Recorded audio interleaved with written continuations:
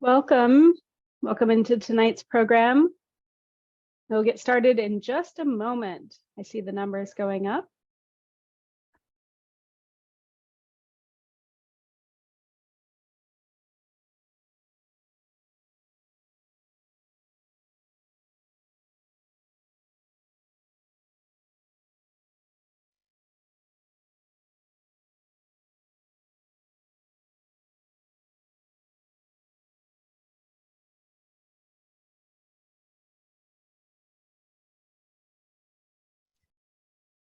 Welcome. I see the numbers of participants creeping up, and we will get started in just a moment.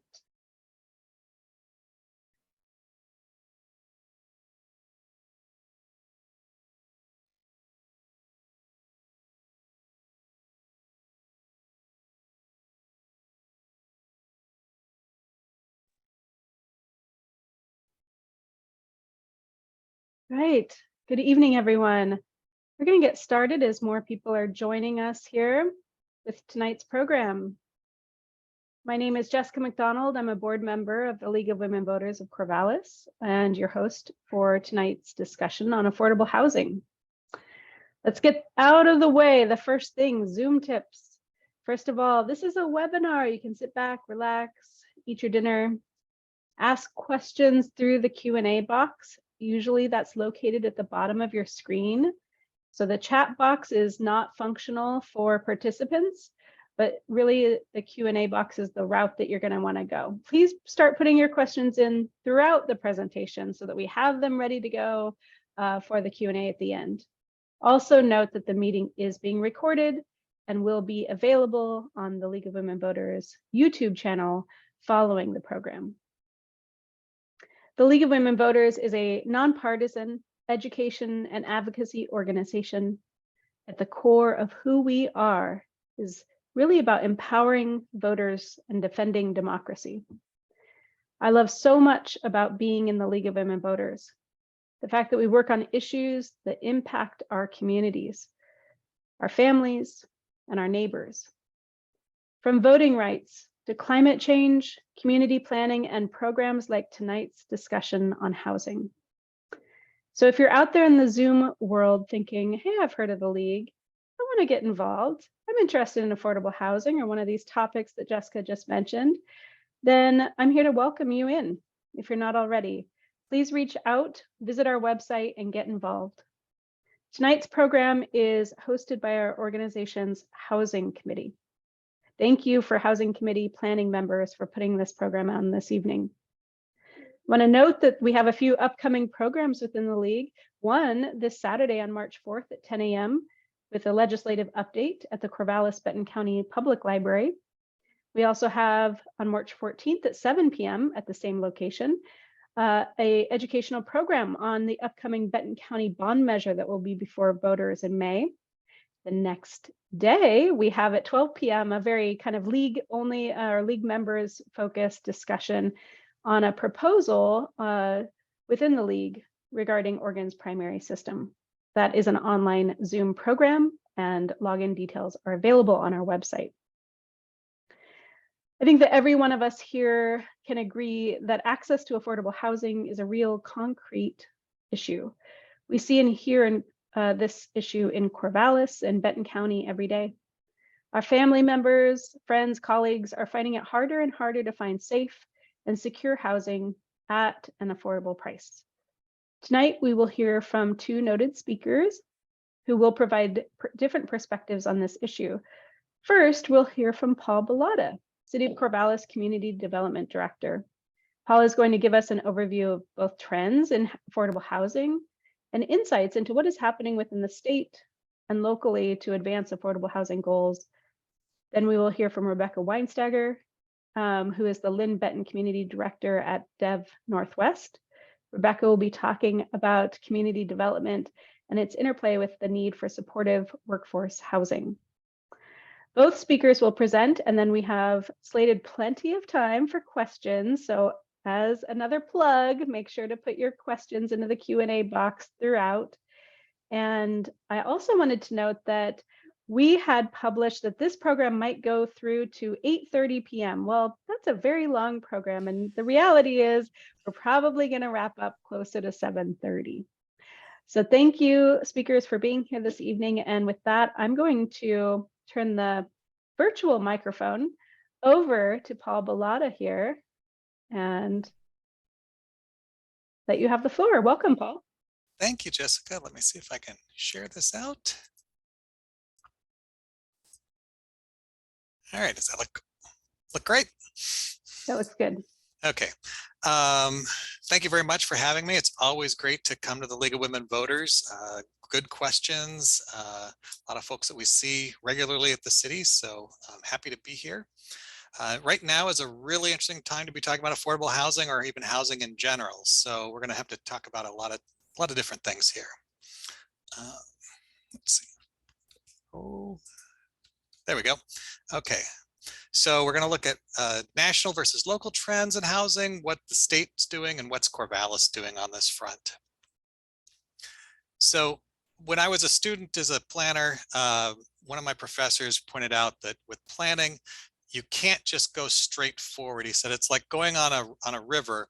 You need to not look at where you're want to get to, but also take into account the currents that are going on. And you have to know what the trends are doing, what the outside influences are, etc. And so normally this is what it looks like when we plan in housing, where we know what those are, we follow demographics, etc. At the present time, this is what the river looks like. At this time, we are really being dominated by a lot of unusual things going on at the national level, some at the state level. To give you an idea of some of the things, we're dealing with an asset bubble, which we've had before, and that's not too normal, I mean, too abnormal, but it's happening at the same time that we've had trade wars going on, we have physical wars going on, the pandemic has done some interesting things that we've never seen before, and so we'll walk through some of those right now. This is a drawing that kind of shows, it's the method that we use a lot to show what the national affordability is. The way to look at this is that in 2000, it's basically a baseline of 100. And now you can see that we are well up over that on the right-hand side. What I really want to show you here is, you can see in the middle of the bump, that is when we had the last housing crisis, and back in the 2006 to 2010 time period. But then you can see in 2020, that's when the pandemic started and we started driving interest rates down to save the economy. Interest rates and housing values go in reverse directions. And so you can see that we saw a large increase in the housing price. Now, we've seen interest rates going up as the Fed tries to pull some of that juice back from the economy. And you can see now in the last few months, housing has started to tip down.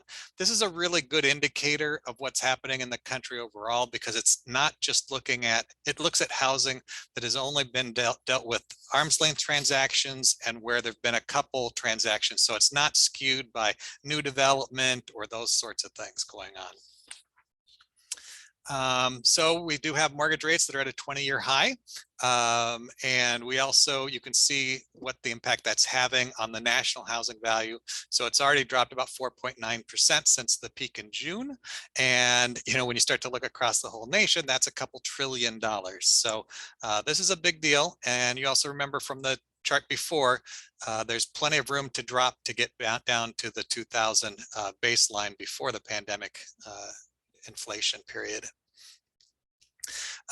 Couple other things that are going on, and these are getting at some of those things that are unique to the pandemic as well. But one of the things the Fed has noticed is that this remote work piece that's going on, that's something that obviously we had never really done to the extent that we did in the pandemic.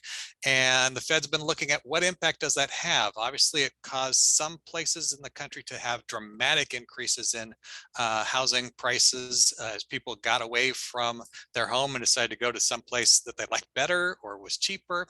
But what they've shown is that every 1% increase in remote work is causing almost a 1% increase in housing housing prices or rent.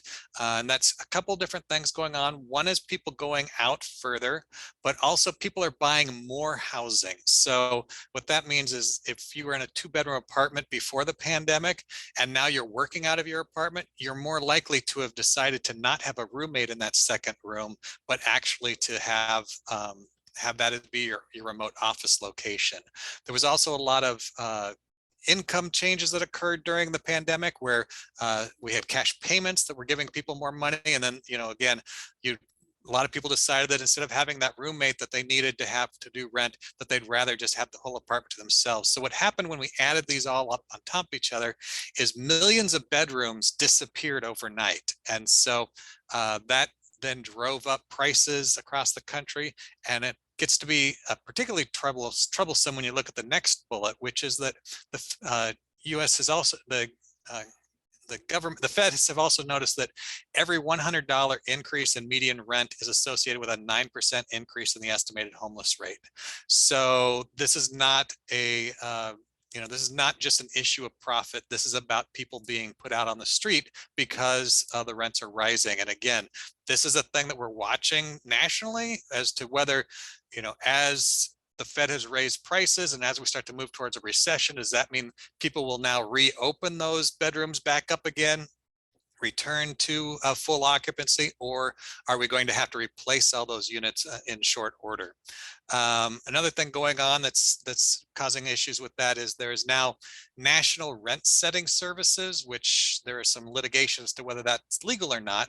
But what that's allowing landlords to do is get much more precise in their pricing of units. There's no longer, everything in this building costs the same thing. It's using pricing models that are more like how airplane seats are priced. And so as you lease out another unit, that then changes what yours is. And it also then has transparency across multiple landlords, which starts to get into issues about whether that's fair trade or not. So, but that is also driving rent up across the country. There's been a lot of absentee home purchase. Some of this may be pandemic related as people went to other places or decided to go to, move to a place that was a little bit different while they could work remotely. But you can see that since 2020, so just in the pandemic, 228 out of the 307 zip codes in the 9 metropolitan areas studied are seeing increases in absentee home ownership, and that's driving the home buyer market out. Home buyers are increasingly going up against corporations that have all cash purchases, and that's becoming a real problem on that area. Another thing that happened that's unique to the pandemic is baby boomers. The last tip of the baby boomers is kind of coming into retirement age now because of the health concerns with the pandemic. A lot of people who were maybe 2, 3, 4, 5 years away from retirement all decided to go out at the same time. So that's having impacts on the type of housing we need. It's having impacts on the economy, workers, those sorts of things. And then the consumer balance sheet during the pandemic, a lot of money was coming out to keep people afloat. Obviously, for many people, that was a key lifeline. For other people, that was extra funds. And so people made different choices based on that. Now that the Fed has is raising interest rates and those supports have disappeared, we're seeing across the country that the consumers' balance sheets are declining. You're seeing credit card balances go up. You're seeing more debt being taken on and lower and lower savings values. So they're anticipating in the next few months we will be tipping over into a recession. And how is the consumer's balance sheet changes going to affect their housing? So as you can see here, the most important person when it comes to figuring out what housing prices is the chair of the Federal Reserve. And he's made it pretty clear what he sees as the problem here. So you can anticipate that this is not going to be, interest rates are going to be up for a little while here. State is very, very active right now. The things you're seeing in Corvallis are not unique to Corvallis. This is a recent study that came out of the 50 highest price increasing communities in Oregon. You can see that the coastal communities, again, had a large increase. That may be a pandemic effect. That was a place that people often thought, oh, well, if I can work anywhere, I'll do it from there. But the good news is you can see that Corvallis does not even show up on the first page. We do show up on the second page, but we are getting closer to the bottom. So We typically have been in the past up near the top of these sorts of lists, and I think you're starting to see some of the impact of the changes we've made up over the last 5 or 6 years to increase housing capacity in Corvallis. The state is increasing the number and complexity of the state mandates. There were, I think in the 2021 session, we had at least 12 major bills dealing with land use from the state. We did not have that. Normally, if you got 1 or 2, that was a big year prior to that. The state is increasingly taking away public input and also limiting local flexibility to change the land use codes themselves. They are doing some blanket exemptions of certain land use activities so that they don't have to follow any of the normal land use controls, any of the infrastructure adequacy analysis and those sorts of things. Some of these changes, many of the changes are very much in line with where Corvallis either had already gone or was going. Sometimes that has meant that the state has pushed us forward faster. Other times we were ahead and we had to pull back a little bit to meet state requirements. This year already, the new governor has gotten out of the gate quickly on doing other things. And the first 3 of the first 4 executive orders are up here. Number 2 was declaring homelessness as a state of emergency. Benton County is not included in this area, but obviously we've seen impacts here as well. Then the second one directed the state agencies to prioritize reduction of houselessness throughout the state, and so that does include us. And then the last one includes creation of a statewide housing production goal. And what the governor is looking at here is how much housing do we need to get this thing back under control? And so we did a little analysis here of Corvallis, and we don't have exact numbers yet for Corvallis, but just looking at our proportion of the population and the amount that the governor is looking for, it would be about 500 units per year for Corvallis for the next 10 years. And so you can see back in 2014 when the retreat was going on, we were very close to 500. And again, when we had the Washington Yard and Domain projects going on back in the late teens there, we were also close to that 500. So it's not that we can't do it. It's just that understanding that what we had as big production years are what we really need to be as being our normal years if we're going to meet those sorts of requirements. So now what are we doing in Corvallis? This is a look at what Corvallis has built over time, and this goes all the way back to 1970. And what I want to show you on that is, again, that 500 unit number. Well, we've been there before. You can see in 1970 we were over that. In 1977 we were almost double that. The mid 90s again, and then again some of these ones showing up here in the 2000s. So we do know how to get there, but it is going to be a lot more height is how you get those spikes are almost always multifamily construction. Some of the things you can see that also changed over time. This is our annexation, so the growing out part of the growth period. And you can see that in the 1980s, starting at that point and going down, we have annexed less and less property over time, even as we've seen housing demand go up and up. And so we'll explain a little bit about why that's going on. But in the 1960s, we annexed almost 2,600 acres of land. And in the 2000s, we did 182, or the 2010s. So we've almost exceeded that just with the Lynn annexation in the 2020s. So, and we would expect that there will be more coming shortly. So Corvallis structural barriers that cause some of these issue. So you can see we have a history that kind of falls into a little bit of a NIMBY history over time. We've had about 50 years of that. It really started back in the early 70s, partially in response to the environmental movement going on at that time. There was a concept that came through Corvallis of one of the most environmentally responsible things we could do would be stop growing. And so there were a number of things over the years that then started to try to hold that growth rate down of the population. And implementing the 2-year terms sort of started it off. The idea was to kind of allow the re-election process to be so quickly that it would be very difficult to stand down, an angry neighborhood that didn't want to develop it next to them and those sorts of things. Then in 1973, the state came in and put in our statewide land use program, and that had some elements to it that we're now hitting the 50th year of that. And I think the state is looking at some of those elements to see if they ended up being the way they were intended to be. One of the things that happened there and does apply to Corvallis is goal 1 is talking about public participation, and public participation is about talking about the sort of legislative pieces like creating comprehensive plans, creating new regulations, etc. But many of the cities across the state, including Corvallis, twisted that a little bit to mean that the voters should be able to weigh in on all development projects as well. And so that's where we lead to some of the things that have caused some of those earlier charts you saw there.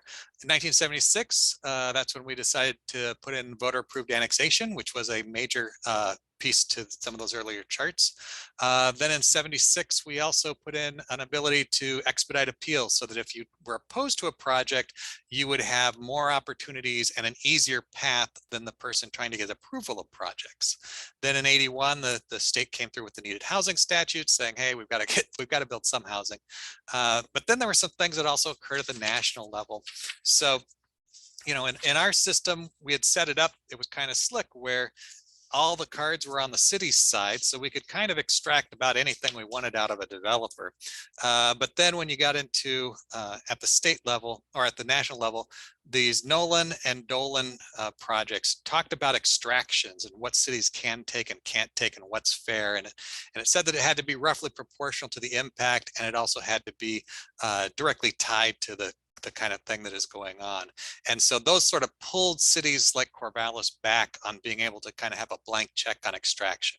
Corvallis did go a little bit more though. We became one of the only 5 cities in the state who have the requirement for voter approved urban renewal. That definitely holds back some ability to grow, particularly in redevelopment areas. Ballot measures 5 and 50 in the 90s came through, and that really took away the property tax as a tool for cities. And so there's very little flexibility for cities. What that also meant was that more and more money started to get, or costs of development started to get pushed onto system development charges. And that has been an issue over time, that those keep rising up across the state. In the early 2000s is when we kind of really shifted and started losing some of the Corvallis way of doing things. And so the state ordered us to remove blanket PDs. We used to require that you had to be a planned development, and that really gave the maximum control to the community versus the developer. Then in 2016, the state came in and said, okay, knock off this voter approved annexation stuff. And then in 2017, and actually in response to a court case that came up, or a LUBA case that came up through Corvallis, they said, okay, we're going to stop this needed housing thing and letting people decide which is needed and which is not. And we're just going to say all housing is subject to this, which means that they have to be subject to clear and objective standards. Then in 2017, we got hit in many different ways off of a decision up in the Kings Boulevard area, and LCDC basically told Corvallis, knock it off. And we were then at that point had to create pathways to remove planned developments completely for residential property, and several other things came on us. And that LCDC enforcement order has actually served as a model, I think, for some of the things that the state is now rolling across the state in relation to the new housing policies coming up. Then House Bill 2001, that's the middle housing statute, came in, and that came in more in the way legislation has typically come in, where we were given a new idea came forward, there was rulemaking, there was 3 years to implement it, and cities got to do a little bit of looking at things. They did introduce a new concept in that one of the model code, and in response, I think, to likely what was happening over in Albany, where they were refusing to implement the ADU ordinance from a couple of years earlier, the state added a piece that said, now, if you don't do this, if you don't do what you're supposed to do, you have to adopt the model code. And so that started to get a little bit more of a stick and not as much carrot in the state's actions on that. In 2021, it went all in on just mandates, and the timeline started to get changed. So things like the elimination of the familial status of the old standard we used to have for 5 unrelated people in an apartment. That was approved in the legislature and made effect immediately. So there was no chance to talk to people, figure out what this means, et cetera. It had to happen. Recently, climate friendly rules came down, and similar to that, it said by the end of the year, you don't have to do all the normal processes because we know you probably can't get them done. So you just have to do it and stop it. So we're having to do a lot of like special ordinances and things that look really strange to the community that's used to having a lot of involvement and time to get these things done. But that's how the mandates are working right now.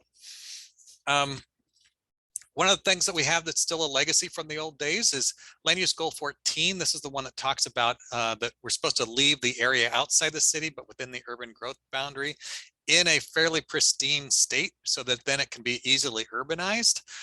The city has had a bad history on that front, the city and the county.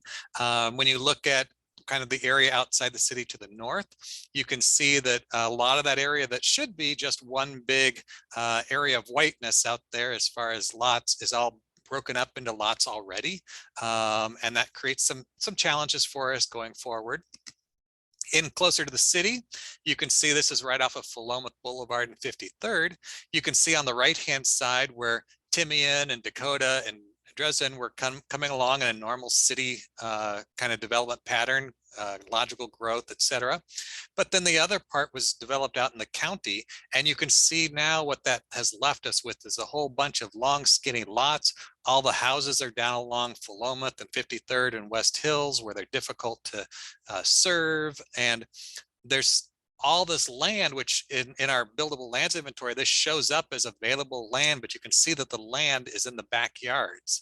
And how do you get there? And how do you make that into a neighborhood that people want to be in and that they can relate to each other? With middle housing, does this mean that everything is going to be a long, skinny series of townhomes? Or are there other ways? You can see here what it looks like kind of from an aerial perspective. There's from the outside, when you're driving by, it looks like these areas are fully developed. But when you take a look at the aerial, you can see that there's a lot of area of growth in the interior that is very, very challenging to get to because of the legacy land use patterns.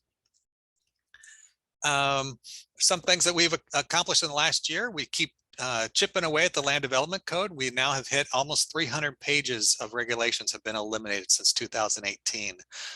We did major changes this year, including the middle housing land development code amendment. We did mixed use districts, which is pretty much almost every commercial area in town. We've worked with Benton County to create a coordinated office for homelessness response, and also with CSC. And just this afternoon, we were meeting with other city managers across the county, and it looks like we're going to have some of the other cities now joining on too. So it will no longer just be a Corvallis Benton County discussion, but actually a discussion with Benton County and all the cities in the county. The annexation standards have been revised and streamlined to an extreme degree. So you'll see annexation starting to move forward. We're starting to get some applications starting to come forward on that front. Of course, a lot of people are concerned and interested in the elimination of all off-street parking requirements citywide. We also did a lot of the things that when we had a code audit a couple of years, developers said were the things that were really limiting them, which was our block perimeter standards and some of the other things in land division. So it's kind of wonky stuff, but it's stuff that really matters to the developers. And like I mentioned, we took care of the non-family occupancy limits from the state legislature. Things that we've done this year, brand new things. So we've just created in the last couple weeks the new property tax exemption for low-income rental housing, and another one also for multi-unit property tax exemptions. So the top one is, of course, low-income housing, which is fairly explanatory. The multi-unit property tax is really important as we move forward with the climate-friendly rules and trying to get at the residential capacity above retail, because those are often more difficult projects to put together. And this allows a short time period of property tax exemption to facilitate that more difficult land use type, so that then in the future, of course, you make that back in the property tax expansions. We've still getting some money from the state and federal governments. So we've got a one-time funding out right now for affordable housing, permanent supporting housing or shelter of $1 million, and another $1 million for similar purposes that will be coming out in a few months. We're heading into our normal CDBG, which is, about 500,000 every year. And then the council has just recently talked about increasing the levy supported social services from 360,000 to 480,000. That's important for housing because one of the things we've done over the last couple of years is we're moving into deeper and deeper down into the income side. So we're getting into permanent supportive housing. And one of the challenges has always been from a city perspective is we don't have those services piece in our toolkit. And so we do the bricks and mortar part, but having this increase will allow things like Third Street Commons, which has permanent supportive housing, to come forward and have some place to go for additional city funds. We do still have some things on our plate for 2023. The climate friendly and equitable communities requirements are coming forward, although the good news is our mixed use project pretty much took care of that. And we have our 5-year HUD plan. The joint office through Benton County is going to be doing the first 5-year strategic plan. So this is about houseless response, which has been very scattered and difficult for people to follow. This will allow all the players to kind of understand and start having longer term thinking, so we can start really making those fundamental changes that will be impactful and not always looking immediately at what's in front of us. And we're also supporting Benton County's efforts to create a countywide emergency weather smoke sheltering system. They did try to put a RFP out for that last fall. No local providers responded. They have now started working with a new, not a new nonprofit, but a new person providing this service. So we are still working with them on that. They're trying to build something similar to the Egan Warming Center down in Lane County, if you're familiar with that project. Now, okay, that's all. That's all the news stuff, but now kind of what you're really here for, some of the good news. So one is we continue to try to make the development process easier. This is a dashboard we created, which lets everybody see exactly how we are doing on processing things. Up in the upper right-hand corner, you can see that we created a new rapid response, which allows the building permits to be reviewed in 2 days or less for kind of more simple things. And then at the bottom is where you have our regular building permits. And you can see that we are getting more and more through e-plans, which is one of our sustainability goals, but also our on-time percentages are trying to stay up there. We are a little behind on the rapid reviews, but on our full permits, we are doing about 100% on time now. Some of the exciting things we have going on is that we have more affordable housing under construction or planned than Corvallis has ever had in the history of Corvallis combined. So there's over 300 units. So kind of the ones we have going on are Third Street Commons is going to expand to I think it's 46 now units of permanent supportive housing. 53rd Flats, it's also called the Commonwealth Project, is under construction now. The Union at Pacific Highway is almost under construction. They've got the orange construction fencing up around the perimeter. That's down in South Corvallis on Highway 99. River Green Apartments is fully funded, and it's going to be starting in Willamette Landing probably this fall. And then Sycamore Place was a project that we tried something a little different last winter with our CDBG and in some of the efforts that we've had with the joint office. And so we targeted it to permanent supportive housing. And so that allowed Corvallis Housing First to buy an existing series of 4 apartments and got people who were either in shelter or some were directly off the streets into apartments, into these 4 apartments right away. And then I won't talk about the other one because I'm betting Rebecca will. If you want to kind of know where these are, there's $125 million worth of housing projects in these 4 projects. And they're kind of scattered. They're in the south end of town, but they are in not just South Corvallis, but also Southwest Corvallis. And if you kind of look at how these things are put together, how do we do projects? Because city doesn't have $125 million. The first thing the city did was identify or create places where they could go. Corvallis is one of the things that we had done in the past that we shouldn't have done was we did not have any place for high density residential to go. It was identified back in the late 90s, and we did absolutely nothing to change that problem. So we got here in the mid-teens and did our buildable lands inventory, and surprisingly it said we still had nothing. When you have nothing for 20 years, you're still going to have nothing. And so the council, to their credit, did not just stick with the minimum that was required to meet the state standard, but we went out and looked at what actually might be functional and useful.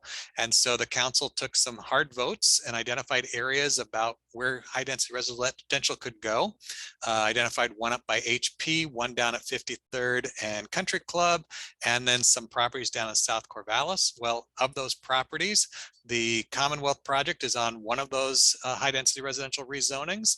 The Union at Pacific Highway is on another one of those. And so we've already seen two projects totaling 274 units coming off of that simple rezoning approach. Also, when we put the construction excise tax for affordable housing in, we talked about it being able to leverage larger projects. You can see up in River Green Apartments in the upper left-hand corner, we did put $400,000 of local funds in there, but it's a $20 million project. That $400,000 was able to leverage and put us in an advantageous position and going for tax credits and lift funds. And so that ends up turning into $20 million.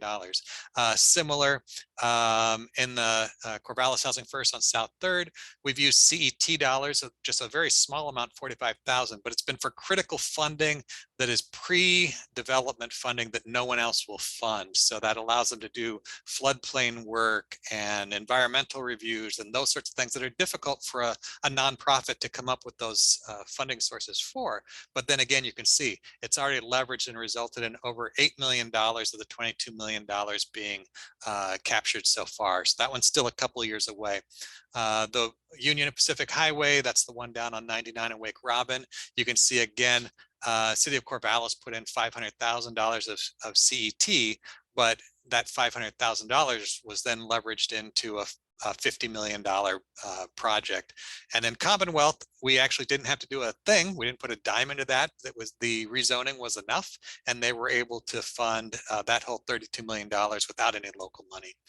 And so that is sort of what's going on. I will tell you a couple things about them. Some of those pieces on those projects too.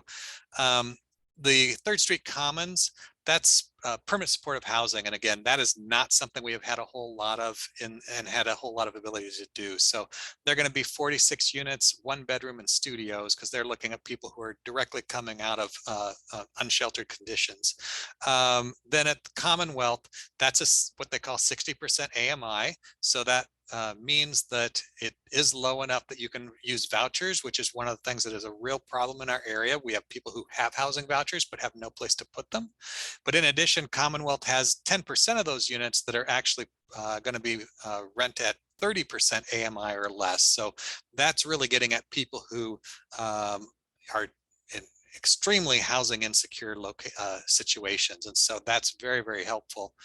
We understand that Commonwealth, I don't know if it's in place or not yet, but I think they're working with 509J to help prioritize housing some of the families that have children who are in housing insecure situations that we know of in the district.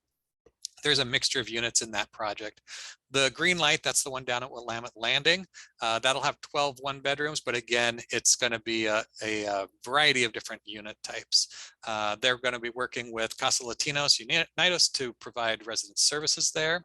And the one on Wake Robin and the Union, we call it, it's hard to call it the Union because everybody thinks Union of a different project in town. That one is also going to have a diversity of unit types. So we're trying to also build communities and build variety and build places where people can move throughout.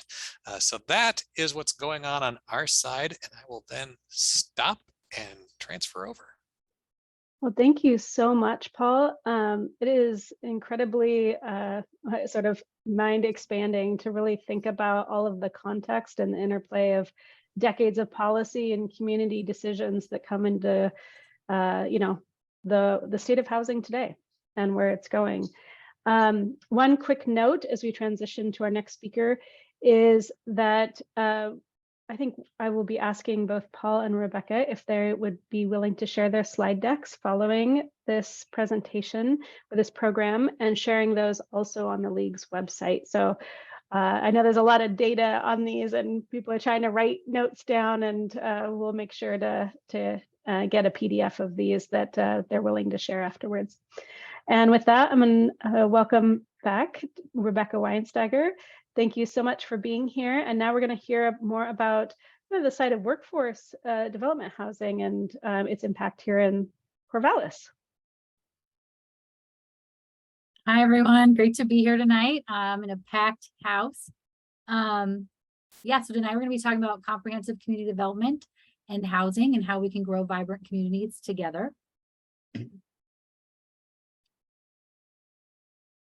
So here's my contact information and a little bit about me. I've been working in community engagement, education, and community building for the last 20 years in Corvallis. About 10 years ago, I found my way into housing and comprehensive community development. And for those of you who don't know, comprehensive community development is a holistic approach to development that uses community engagement to address the full spectrum of interconnected community needs. It's a community-led approach, engaging local agencies, institutions, organizations to work together in collaborative partnership to improve the quality of life for all those within a community. So Dev Northwest is the result of a 2019 merger between Willamette Neighborhood Housing Services and NEDCO from Springfield. Dev Northwest is a nonprofit that develops thriving communities by helping Northwest families achieve financial well-being and access to affordable housing. We've got 4 lines of businesses listed here. In our financial well-being, which is essentially education and counseling, we offer those services for personal home ownership, foreclosure avoidance, disaster recovery, navigation, eviction prevention, and student debt, and more. We have an affordable home, so our real estate line of business, where we develop home ownership, affordable rentals, and commercial properties. Then we also have access to funds, where we have individual development accounts, which are match savings accounts for folks to help get a down payment together or other for school. We have a home repair program. So, we're all about housing, but also about preserving our housing. Down payment assistance, emergency rent, utility and mortgage assistance. And then we also have a community lending works, which is our affordable and business lending, which is a CDFI that we have within our organization. And then finally, thriving communities, that's where our community building and engagement and neighborhood revitalization work falls, as well as our health navigation and resident services, which are provided to all the residents that live in our affordable housing, as well as our state and local advocacy efforts. So that's a little bit about Dev Northwest. But we develop thriving communities, right? So what's a thriving communities? It's more than just putting units on the ground. It's communities where there's opportunity. There's places with quality schools, access to good jobs and livable wages, quality housing choices, public transportation, safe and walkable streets, services, parks, access to healthy food, and a strong social network.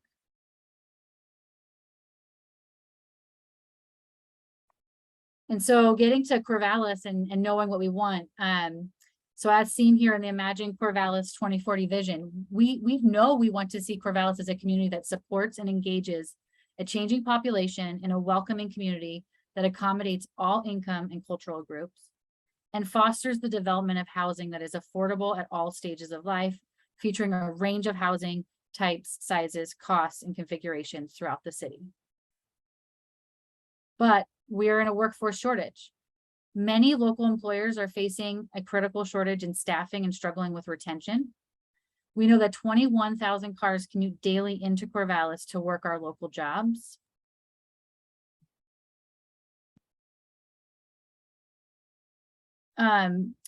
Access to affordable family housing has a systemic impact.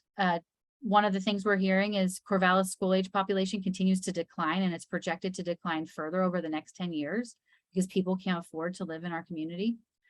lack of new business growth and expansion. Primary obstacle, no place to house a workforce, especially for young professionals earning starting wages. So there's a gap, a workforce housing gap. And here's a picture of the housing continuum. And you can see all the way on the left-hand side, those are resources for the unhoused, and then emergency shelters, transitional housing to social housing, affordable rentals, affordable home ownership, market rental housing, and market home ownership. And a lot of resources for affordable housing are in that red box, and that's for folks that are at 80% or below the area median income. Much of that, actually, the affordable housing that we call capital A affordable housing is that 60% or below area median income. So this shows that, and each part of the housing continuum serves a unique need in the housing market, and one size doesn't fit all. And ideally, a community will have a range. So we want to have a range of housing options in all these areas. And what we're finding is that there's a gap, and there's a gap in that 80% to 150 area median income. And there's less resources to develop that type of housing. So that needs to be done with private funds. And I'm going to share here a quick little video about workforce housing. Okay, so what exactly is workforce housing? It's pretty simple when you think about it. Workforce housing is housing that's affordable to workers and also close to their jobs. But what types of people live in workforce housing? It may not be who you think. It's actually people who make 80% of the area median income, also known as AMI. These are people like teachers, nurses, police officers. So what makes workforce housing so great? There are tons of study benefits, like shorter commute times and less traffic jams for the whole community. Essential workers like paramedics are able to live close to the communities that they serve. Communities become more diverse, economically stable, and working families have more affordable options to live in. That's why the Houston Housing Authority is expanding its workforce housing solutions across the city, so that people like you, me, and all the others who work hard to make our city so great have a safe, quality place to call home. To learn more about workforce housing and other... Okay, so that short video was put together by Houston and gives you a 1-minute idea of what workforce housing is. So workforce housing, like I mentioned, serves the 60% to 120 where the majority of funding is not available. And like mentioned in the video, it targets middle income workers, which include professionals such as police officers, firefighters, teachers, healthcare and social service workers, and service industry staff. And here it mentions households who need workforce housing may not always qualify for the housing that is subsidized by the low-income housing tax credit program or housing choice vouchers, formerly known as Section 8. And so another term that, and another way of addressing workforce housing is through employee assisted housing. And so that's where programs that provide a channel through which employers can help their employees with the cost of owning or renting a home, typically in neighborhoods close to where they work. And then there's a lot of different ways that assistance can be explored. It could be by helping with a down payment or loans that are forgiven over a period of time because they're employed by that agency. They might be able to provide homeownership counseling and education, as well as rental subsidies. So there's 2 ways to get after it. And so Dev Northwest, so with key partners like Helen Higgins at the Boys and Girls Club, driving an effort to address that workforce housing gap, and other cross-sector representatives, we are exploring a big idea. What could happen if we work together to build housing for our local workforce to attract and retain the best and brightest talent to serve in our community? What is the collective power of fundraising together to offset the cost of land or other unpredictable challenges that could hold up a development project? What if we partner together to design a community that supports local professionals that work in Corvallis but cannot afford to live here? What if we work closely with our city to navigate unexpected barriers and challenges together? What other resources could have a positive impact on community development? Imagine co-located healthcare, co-located childcare with a housing development that's for workforce. What if we could build a demonstration project that could be replicated in other areas in our community or shared with neighboring communities? So more exploring includes engaging the community to explore designs. What variety of units does our workforce need? What is the missing in our community? How will how will the project be owned and operated? What will the eligibility for such a demonstration project look like? What restrictions are necessary? What aspiration goals can we implement? Could this demonstration involve a savings component to help the workforce transition into market rate housing? So these are all things that we're considering, working with a cross-sector collaboration amongst the community. So in summary, we're exploring the strengths of our collective impact by breaking silos and working on common goals together. This is a problem for our entire community, and we need to solve it together. Here's an example, a nearby example in action. Core Community Land Trust is building community, quite literally bringing 50 more affordable and sustainable homes to the city of Bend. They're scaling their nonprofit to get more working people into owning their own homes to ensure everyone can afford to live where they work. To ensure this housing reaches the intended population, there are employer and employee requirements. Example requirements are like the location. The employer must be in Bend. They must provide financial contribution. Employees must be a first-time home buyer and qualify at or below 80% of the area median income. There are more requirements that you can read on their website. So getting back to a thriving city and why does this matter to you? When our neighborhood and workers and when everyone can find an affordable place to call home, we all thrive.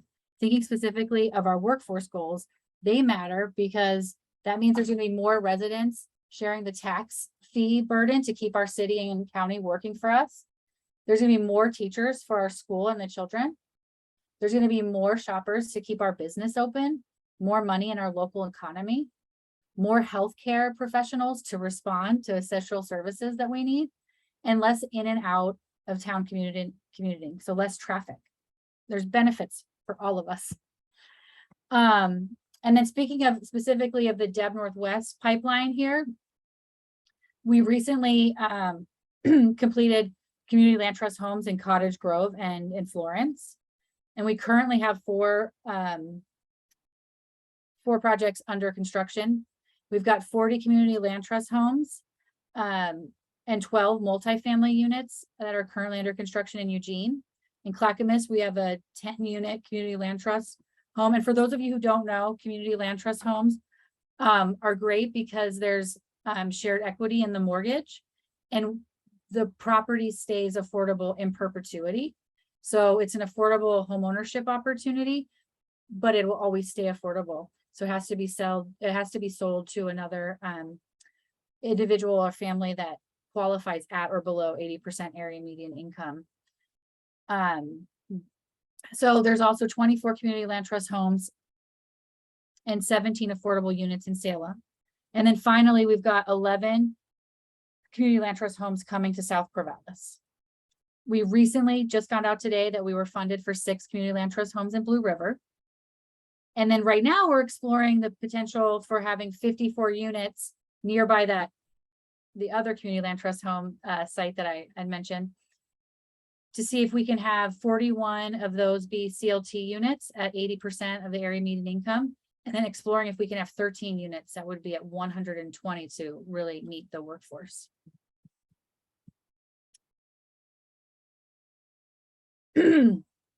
So like I mentioned earlier, getting to where we need to be with the housing unit development, we've got a long way to go. And the current climate for developers is not without numerous challenges. If we want to make sure all of our community members have access to affordable housing, all of our workers have access to affordable housing, then we're all in this together. And so I'm asking that you could help. And you could help by being a Home Matters messenger. Show up as a yes in my backyard to support proposed housing projects in your neighborhood. Be a voice or help find voices for our workforce. Are you a teacher, a nurse, a bartender? Are you worried you might be priced out of Corvallis? Have you been trying to find a home to buy, but you're always outbid? Tell your elected officials. Support local advocacy efforts and system change that can expedite much needed housing development projects. As Paul had mentioned, the city has made a lot of changes, removing barriers that didn't serve our community anymore. So keep an eye out on such proposed changes and show up at City Council and show your support. What other new and innovative policies could be developed to ensure new housing is developed for our workforce? Can building permits be issued before certain infrastructure is complete, like sidewalks, curbs, for example? Could a dedicated planner be assigned to help expedite development timeline for priority projects? Does any of this speak to you or someone you know personally? Show your support by testifying at City Council or tell your neighbors why you think housing is important. Write a letter to the editor. Support community fundraising campaigns that support more housing in Corvallis. And thank you.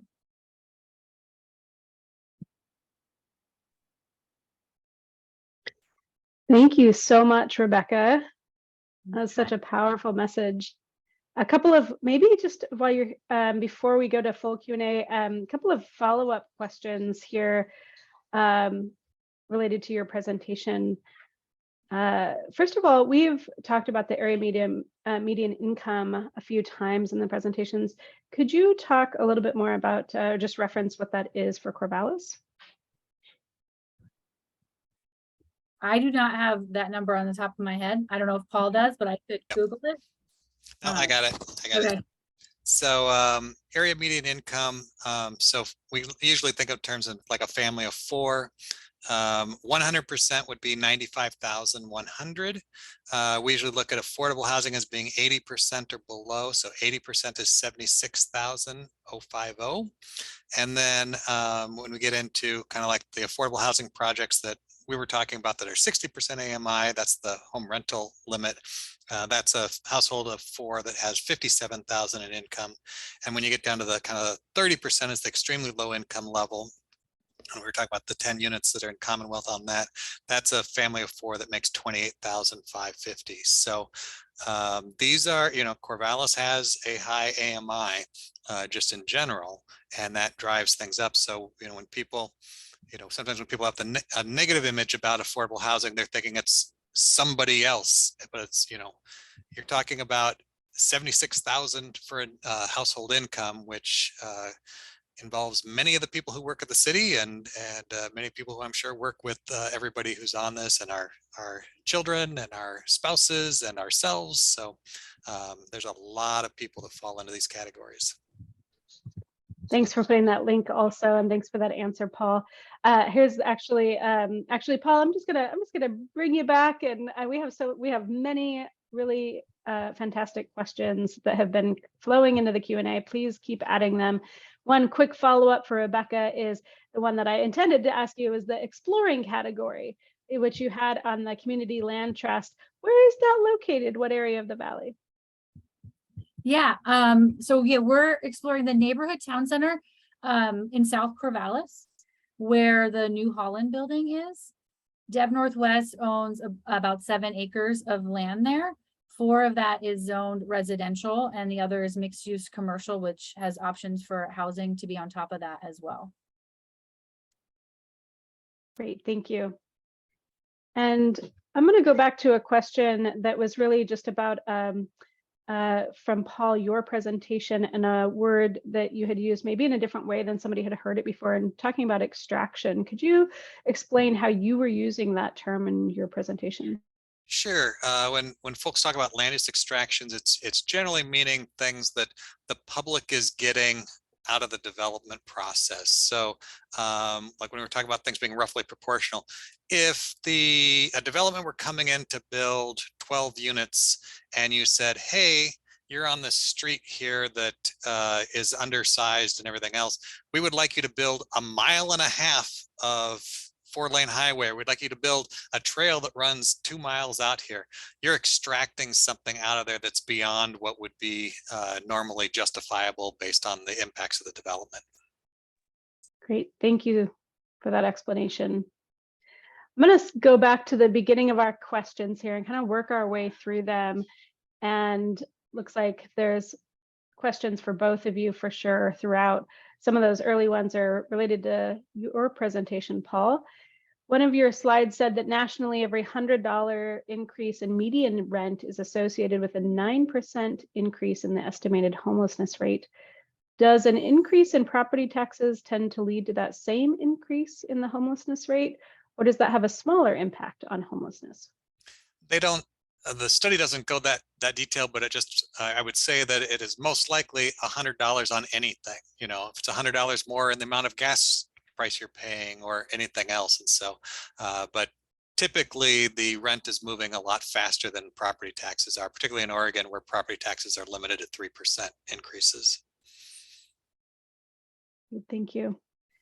As we talked about voter approved annexations and that history, that really interesting history that Corvallis has, now that they are no longer identified as legal for Corvallis, now what is the impact? You've sort of alluded to that as you were looking at how things are maybe ramping up now with applications and development, but can you speak to that a little bit more? What are you seeing now that we don't have the voter approved annexations? Sure. It was kind of a two-step. It was the voter approved aspect, and also we had standards that were really, really way out of whack. And so what that was doing to developers looking at property outside the city is that they basically took it off the list of things they could look at, because what they were looking, the old system, you had to go in for 100,000 plus of just doing the basics before you could even put it out to the voters. And then when you put it to the voters, you had to put together a whole PAC operation and trying to convince that. And so it became, it wasn't just the cost of doing it, but also the risk, you know, whereas development is always expensive, but you have an idea that, okay, if I do my wetland delineations and things like that, I know what my chance of getting my wetland approved is. With the vote, you don't know. And so most developers over time, particularly as the voters started voting things down, started to decide that bringing things in was not an acceptable risk for the cost. Thank you. The next question said that I think it related to Paul when you're talking about those interesting lots, those long skinny lots, the kind of landlocked acreage. And they referenced actually Dev Northwest has addressed pockets of land nicely, and could that be a model to be used? And maybe Rebecca, if you had a response to that, thinking about maybe this individual's question, how Dev Northwest maybe has played a role in some of those unique lots. Gosh, I don't know how to answer that. I know that, like, with particularly this isn't in Corvallis, but the Blue River community land trust project that just got funded, it was a lot that only one unit could be developed on. And so we worked with the local jurisdiction there, and we're able to like redesign the site so that 6 community land trust homes could be put on that site. So I don't know if that answers the question or not, but you know, we're always, I mean, as every developers, a lot of developers are probably looking to maximize what they can do on vacant lots to make the project pencil out. Rebecca, I was thinking one thing that might be a good example is you've got the property on the west side of 99 over there, and just, you know, how long, when you're doing infill, a lot of times you have to have a long time period because you might have to acquire multiple parcels to make it work and things. So approximately when did Dev Northwest get that property? Do you know? I believe it was in the 2016 period of time. I'm not totally sure. But you can see that it takes a long time sometimes to put those pieces together. You may be waiting on another property that isn't for sale until somebody retires and moves away, or you know, something like that. Right. And that those 2 parcels, which are close to each other, there's the on the east side is the 7 acres, and then there's 2 acres on the west side. And when we put in projects to develop that, to make our project work, we consider both of those lots together. Great, thank you.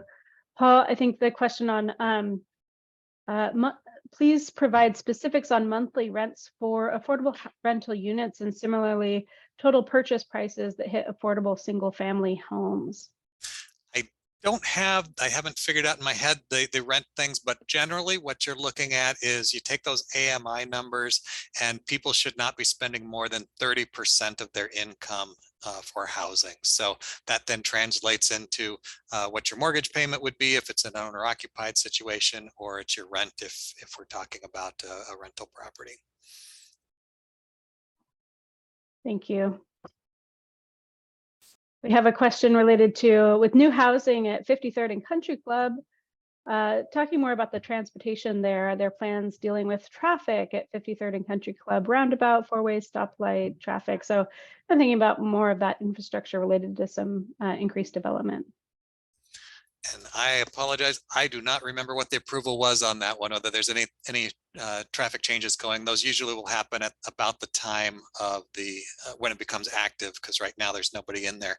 But there is, for every project, there is a traffic analysis done on it. So the engineers in Public Works have looked at that, and you can contact them and find out, or else we could find out for you. Thanks. And Paul, if you could possibly talk about anything that's coming up in 2023 legislative session related to affordable housing, and anything that maybe our community should be tracking. After 2021, we kind of stopped trying to track everything, and it's just get ready, here it comes. And so I saw while I was doing this, Brigida Olson in our office just sent me a thing that about the $200 million that just came out, an announcement tonight. So we are trying to be ready to handle things. I think we are more and more, we've made a lot of the reforms to be able to handle some of these issues, particularly the things that came out of the enforcement action. We're finding ourselves more and more being a city that is not targeted by what these things are. So like on the housing needs analysis that a lot of people are concerned about, a lot of what they're talking about doing there are things that Corvallis already did, either because of the enforcement action or because of things that we did on our own. For instance, we had a third-party code audit, and we've been eliminating barriers through that and other actions. So a lot of, we're kind of at this point taking an approach similar to like we did with Climate Friendly. I was telling people that Corvallis was already along the way down that line, and we were further ahead than other cities. So if there's something bad that's going to happen, we're not as worried because it'll hit some other city first. It's kind of the old, I don't have to be faster than the bear, I just have to be faster than you. And so if we're not as concerned about the things coming out, because we are in a pretty good spot on a lot of these issues now. Thank you. We had another statement and question from an attendee. We should be doing more than managing homelessness. We should be helping the houseless get into permanent housing. Does the city plan on setting specific goals for how many people will be become permanently housed in the future, maybe at a 5-year plan? So there is a goal as part of the HOPE for 20 units of permanent supportive housing every year for the next, I can't remember if it's 5 or 10 years, but right now, we are just trying to go all in, all around. We were talking with Congressman Hoyle a couple weeks ago, and same sort of thing is the level of housing crisis is such that you're not at the point of being able to precisely do anything. It's whatever we throw out is going to be absorbed. So we are with the Third Street Commons, we are probably ahead of where we were projected to be on permanent supportive housing, but that doesn't mean we stop and wait. We need to just keep going on these things. Obviously, you can just see around, you can tell, we look at things like, do we see a lot of unsheltered people? That means we're not doing enough. Do we see vacancy rates that are, in the 1% and 2%? Then we don't have enough, and not spending a whole lot of time worrying about whether that number is 100 or 175 or 75, et cetera. But until we start to see some movement, everything is needed. A question for both of you, maybe thinking about some of the new housing developments that both within the city and then through Dev Northwest.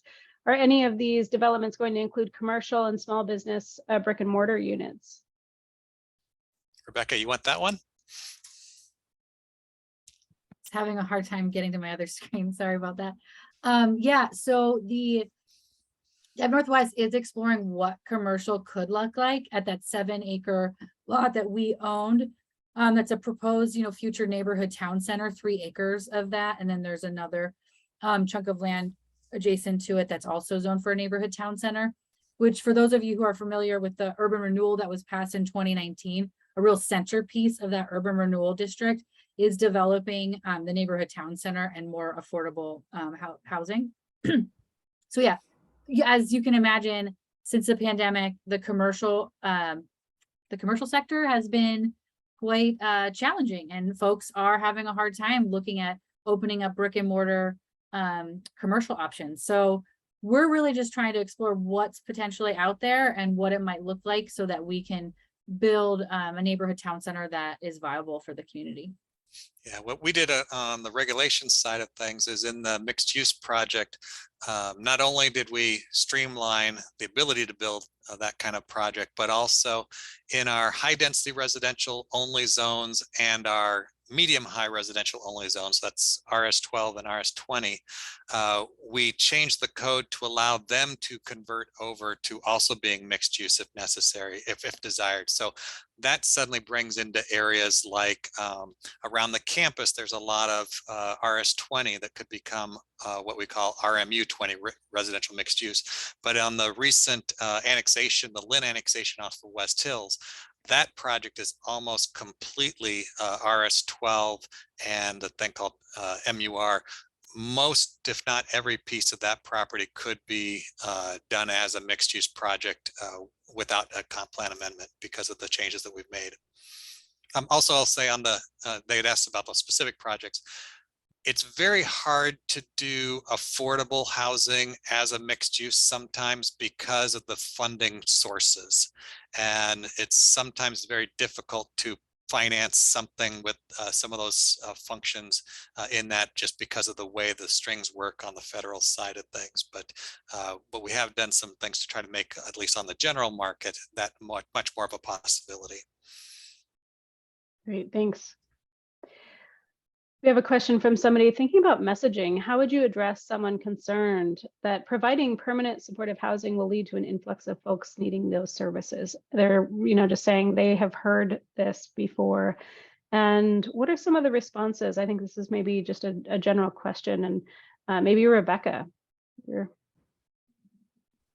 thoughts there. We'll start with. Yeah, that's a tough one. I'm coming from providing services for people that need them. Like, if folks are going to come, they're going to come. And if they have, permanent supportive housing and services available to them, then they're going to be that much more stable and able to be in even, temporary shelter until more affordable options become available. So I would say that having services is better than not having services, because those vulnerable populations, need support. I would say that, another thing on that is, and this is coming up to the Joint Office on Homelessness, the Joint Office is really helping to build the structure with the service. We have a lot of good service providers doing really good work, but it's all very fragmented. There isn't that core framework that normally comes if you have a county that has a human services department, which we do not. One of the pieces of that is that the federal government has a program that we do not have here, but the city and county are working with CSC and what's called the ROC to put together, which is called coordinated entry.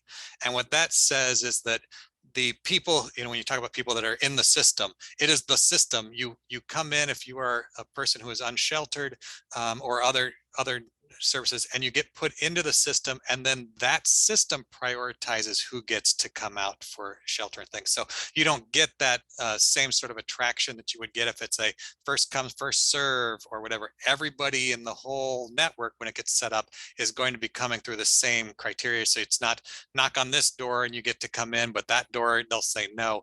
Everybody's going to be evaluated by the same objective criteria. It's trauma informed, and it really starts to give the housing to the people who need it the most first. And that's sort of a flip-flop of what happens when you don't have that kind of a system. Oftentimes people well-meaning, but they end up often providing service to people who have lesser needs because they feel that that's what they can handle, and the bigger, more difficult cases are things that just they can't do, so they're doing what they can. And so it will really kind of dramatically change the way our system operates and prevent a lot of that concern.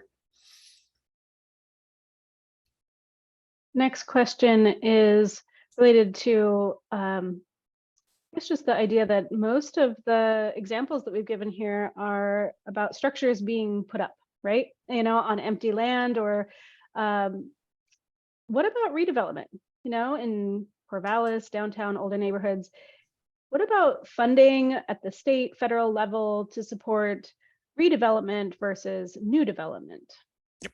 And that's what what we just got done putting that financing tool in place. That's that MUPD and LERPD, and which are fun government names, but those are about providing tax credit or tax exemptions for entities to do those more difficult infill type projects. The other thing that I should probably point out, particularly because people may be thinking about doing something in their own yard. One of the legacies we have from sort of the NIMBY period is because we built all these planned developments around the community, almost every single one of them included then a homeowners association, and they kind of go together. And so probably more than other cities, we have more of our city area covered in homeowner associations. Each of those has what they call a CC&R that often tells what you can and can't do for uses. And so although the city says that you can put duplexes, triplexes, fourplexes, cottage clusters, ADUs, et cetera, on your property, there may be private restrictions through those CC&Rs. In fact, there generally are, that may say that, oh no, these lots are only single family.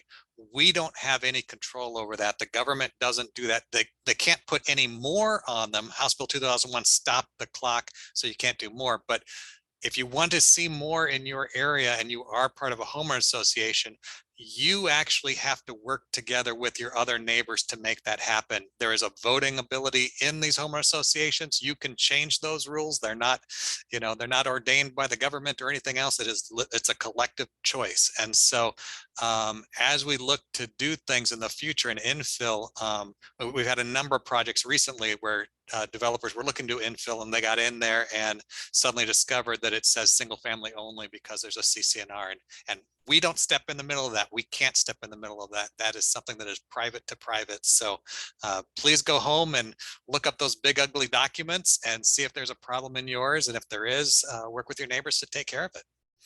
I would just also add that Dev Northwest has worked with the city of Corvallis and other local jurisdictions in Lynn, Benton, and Lincoln County for our home repair program, which is all about home preservation. So keeping people who are able to be in affordable home ownership opportunities there. And so that's been a critical program across the Tri-County area in home preservation. Great point. Thank you. Let's see, we have a question on how much vacant land in Corvallis is essentially off the market. And I think we're thinking about those maps and such that you were showing, Paul. Yep. Do you have an estimate on kind of acreages or amount of land? In fact, we've got maps on our website, because this comes up so often, where we actually have taken all of the residential zoned land and show where the vacant is. And we've even color coded it so you can find out if it's 1 acre or less, 5 acres, 10 acres, et cetera. And so I can send a link that you can put out on that one to everybody, and you can kind of get an idea. What we don't have is a lot of big parcels. And some of those are in control, like, one of the big pieces is what we call the McFadden piece over by HP. So that's a single owner. That's really our last big high density residential piece that's not being developed at this time. There's pieces that like over by Ponderosa Ridge that already is under contract by another developer. So they're going to roll into that. Samaritan Hospital owns a big piece to the north of them. That's a residential property, but it is those, 40 acre and above, the kind of things that you would see a Legend Homes or that kind of person take.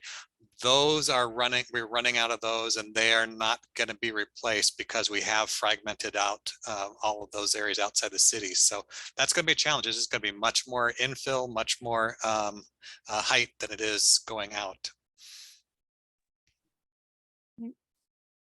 We had another individual mention, not necessarily a question, but just I think pointing to maybe workforce development, family housing, affordable housing, talking about the CHIPS Act and how businesses need to provide childcare in order to qualify to access funding for that, and just kind of noting that and business like HP, if they go after those dollars, then they may be required to also be providing childcare to their employees. And so just thinking about, and I think that was maybe thinking about some of those creative, like additional ways to be supporting or inserting into policy ways to support keeping families supported, right? There's another question on, has the city explored the possibility of creating an economic development zone focused on affordable housing that operates on the same basis as an industrial economic development zone, but focused on economic benefits for housing developers willing to invest in Corvallis? And this individual is saying, in terms of, we talked about the different developments that are happening, and then these many millions of dollars that are going to affordable housing that were in your presentation, Paul, right now. Who is stepping up to the plate as developers to do these? Sure. The South Corvallis Urban Renewal Zone is kind of that way. It's about a third of that is allocated to affordable housing and operates that way. But the MUPTI and the LERPTI that we were talking about, those are even more, kind of do the same thing, but it's even more flexible because you don't have to be in a particular area. You can move those to where the development needs to be because they're on a lot by lot basis. So yeah, we have those tools now in our toolkit, and you're going to see more players coming in on that. And it's going to be probably, particularly when you get into mixed use, that's not generally something that there's a lot of experience here locally. So eventually I hope there will be local contractors and developers who are comfortable with that, but right now I would expect you'll probably see people from out of town more likely to be the first movers on that. Great, thank you. There's a question on just generally, what are we hearing out there? Is there still significant opposition to higher density development? If so, where are we hearing that from? Maybe Paul, this might be something that, or Rebecca, either of you hearing, and maybe in a response, what are some of the messages that we might have as a community in response to those kinds of oppositional beliefs? Rebecca, you want to take the first shot? I know you've got South Corvallis and community and been working with these issues and acceptance. I mean, I'll just talk about in general. There is no shortage of opposition, specifically the closer someone is to proposed development.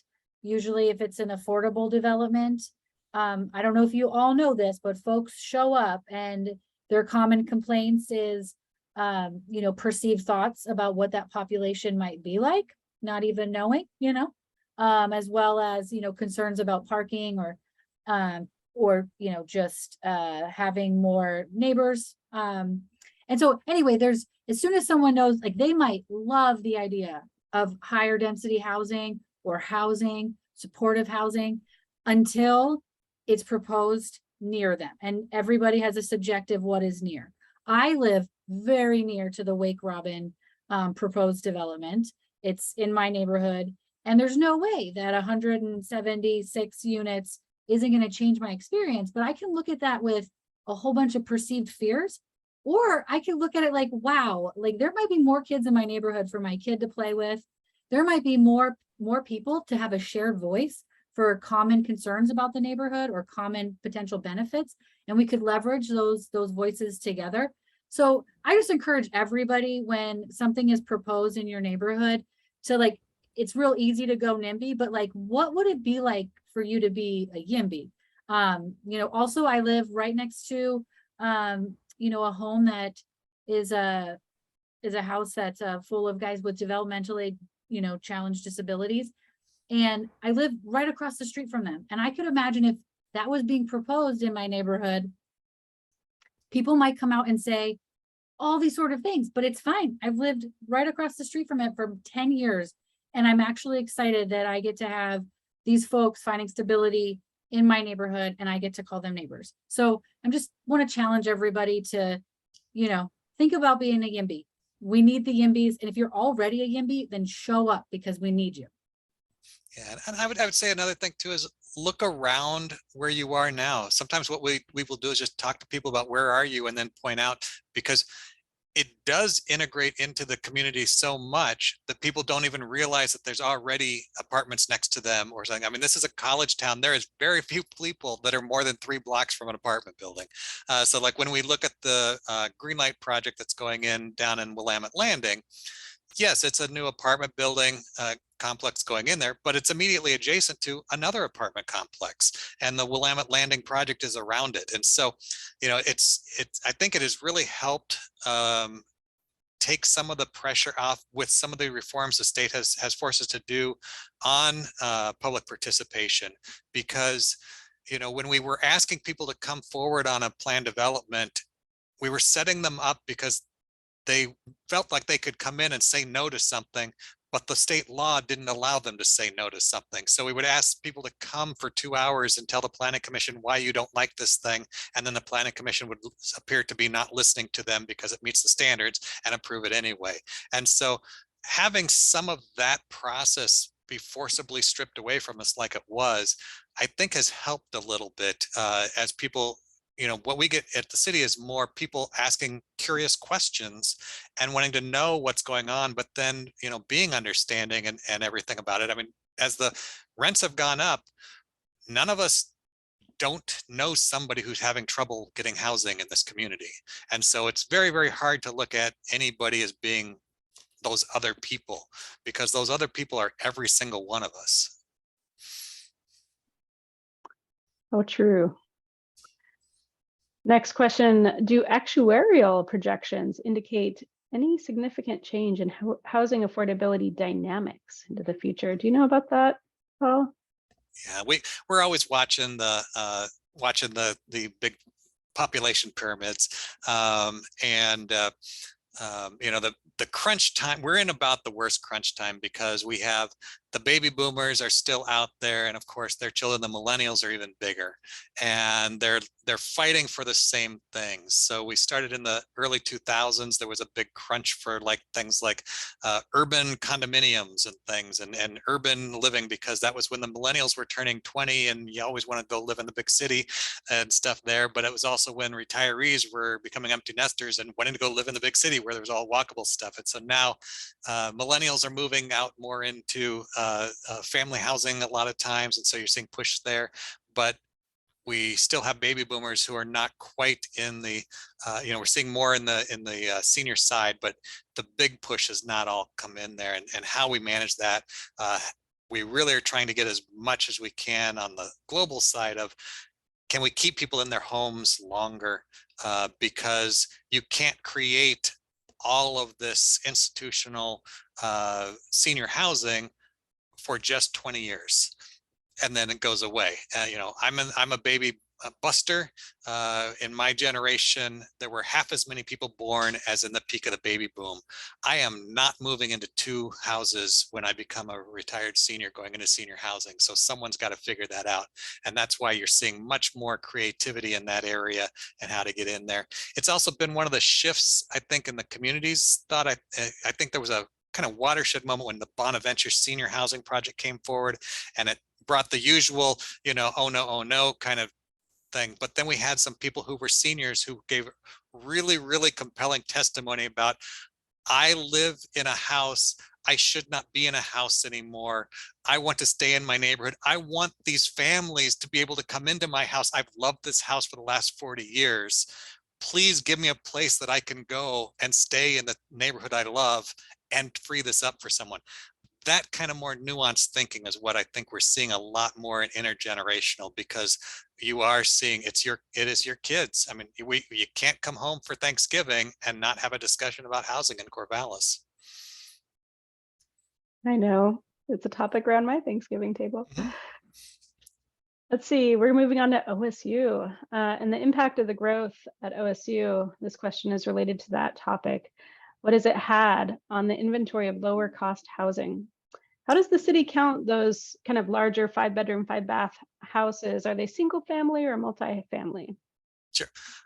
Those 5-bedroom, 5-bath houses are single family for the most part. There's a building code differentiation there, but they're mostly single family. That should all be done. That's where unintended consequences happen.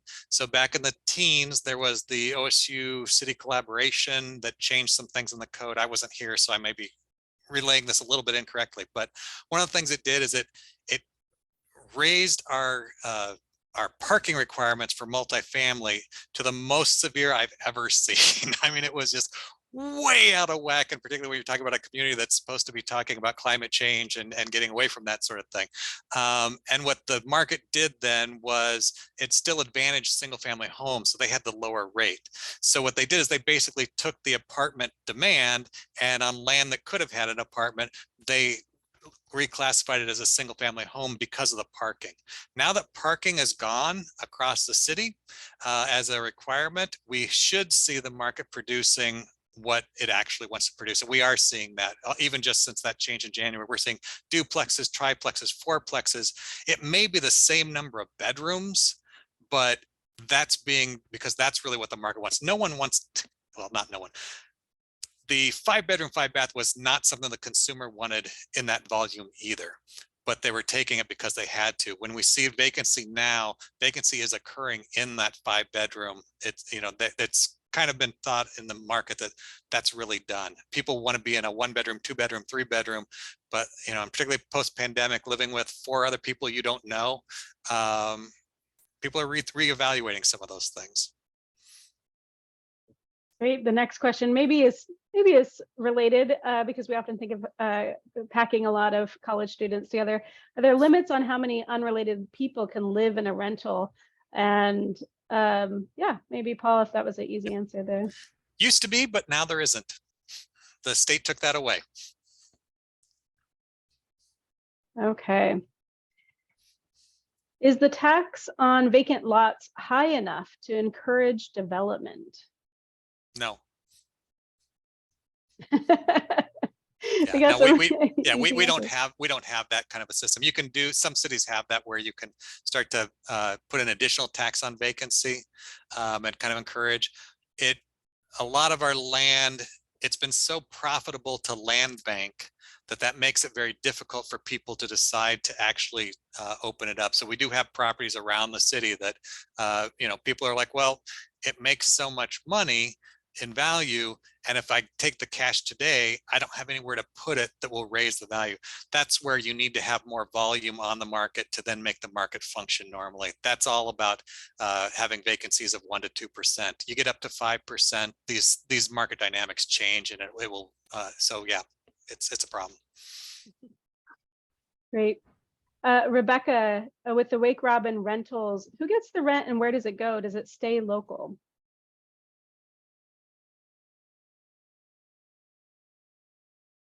I don't know. I that's not a Dev Northwest Sorry.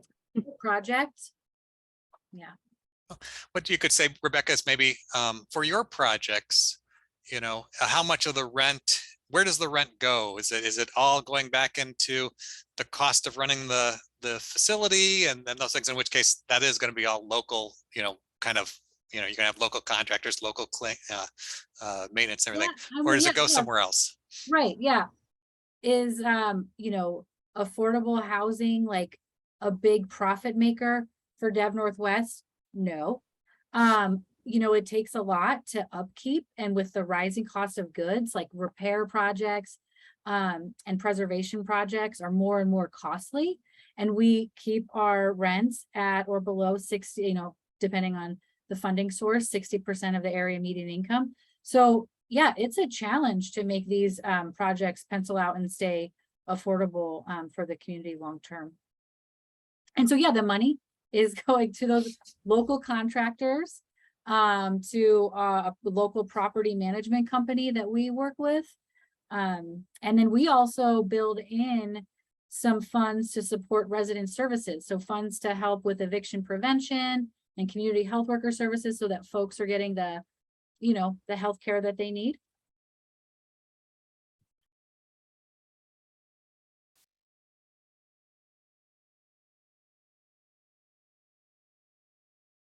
Thank you. Let's see, a question about Adair Village, which is planning a major UGB expansion. So won't that help with thinking about maybe larger affordable housing needs in the greater Corvallis area and also regional workforce housing? Yes, the housing market is regional, and we know that because as we stopped having housing opportunities, we track the amount of people commuting in every day. So that number shot straight up. I have another chart we could have thrown on there that shows from 2000. In 2000, we had about the same number of people living in Corvallis and working elsewhere, or living and working in Corvallis or coming in. But then since that time, those other two have stayed flat, and the commute in has just gone up. Now, the good news is, because we have been increasing housing, you're seeing that actually across the kind of mid-Willamette Valley, other cities are becoming less affordable than we are, or we're getting better on there. The actual, I think the highest increasing market has been Lebanon over the last 10 years or so, but North Albany is now moving up. So it's not good news, because it doesn't mean that we're getting more affordable. It means everybody else is getting unaffordable. But any housing anywhere in the market is good. Thank you. There's a question about some of the development in Southtown. Will supportive services precede the developments in Southtown or in tandem? Without those services, will there be access to those services? So the supportive services are hooked in with the projects themselves, with the developments. I don't know, Rebecca, do you have more insight on that? That's really an area that's not my expertise. Yeah, I don't know that all affordable housing providers provide things like resident services or community health worker services. I know that the proposed project, like Paul had mentioned, on River Green, is working with Casa Latinos Unidos to provide community health workers and supportive services at that property. But I don't know. I know that it's really challenging to like pencil in those costs. So yeah, and I'm just talking about affordable housing. I know that permanent supportive housing does need to have those services worked into those projects. Thank you.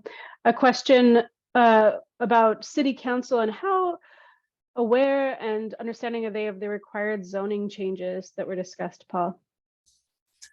Oh, where did they do okay, yeah, so it was back in the 2017, I think.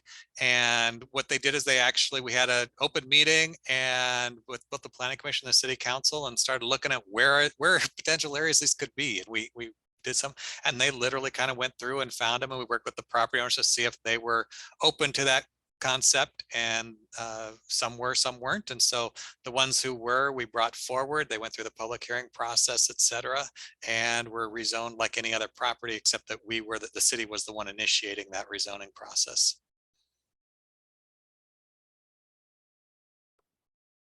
Thank you. We have a question about OSU again, but more about the lands that they own. How are OSU and Samaritan engaging in discussion and planning around housing?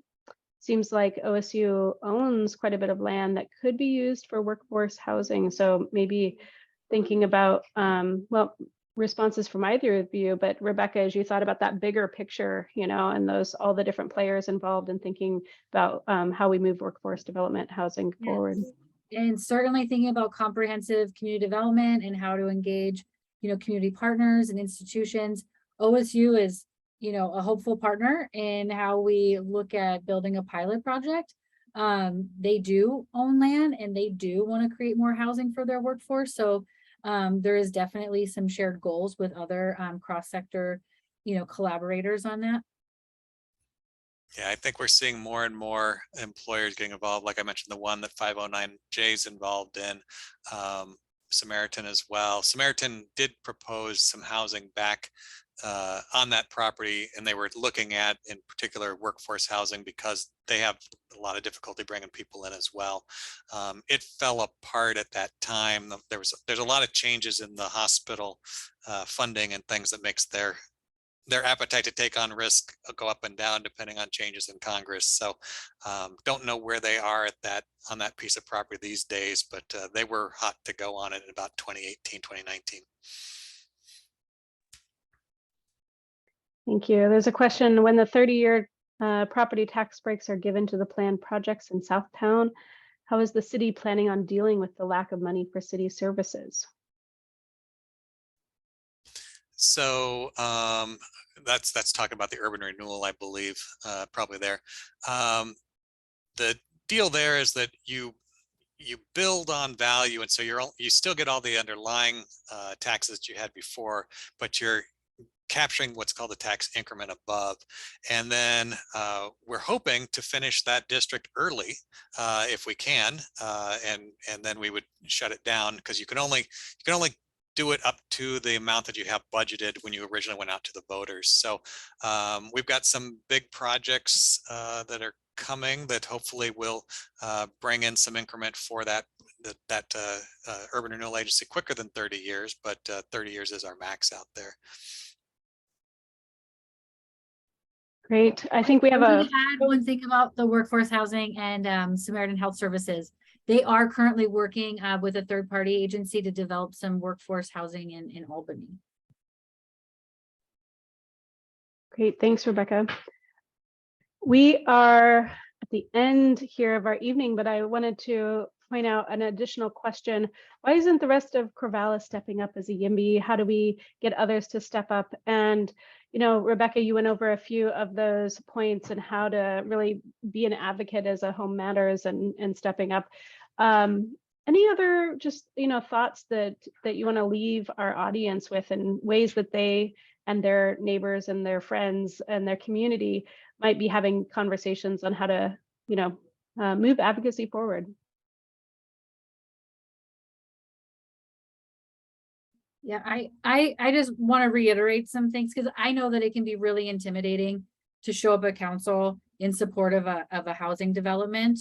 It also, you know, writing letters to the editor might not be your thing, but know that if a housing project is being proposed in your neighborhood, that your neighbors are going to want to talk about it. And if you are a supporter of it, and if you can envision that project enriching your community and being a benefit to your community, really just talk to your neighbors. I've talked to several of mine about the Wake Robin housing development. And if you just shift your way of thinking, it's really not that scary. And like Paul said, there's like nowhere in town where there isn't an apartment complex nearby, or something that somebody doesn't want in their backyard nearby. And drive by those and like hang out there, and you'll see that they really aren't as disruptive or scary as folks who show up as NIMBY say they are. Yeah, I think one thing that's helped a little bit too is we put in a thing that I had brought from my previous employee, an idea that when I saw kind of some of the dysfunction that was going on here, is pre-application meetings with the developer.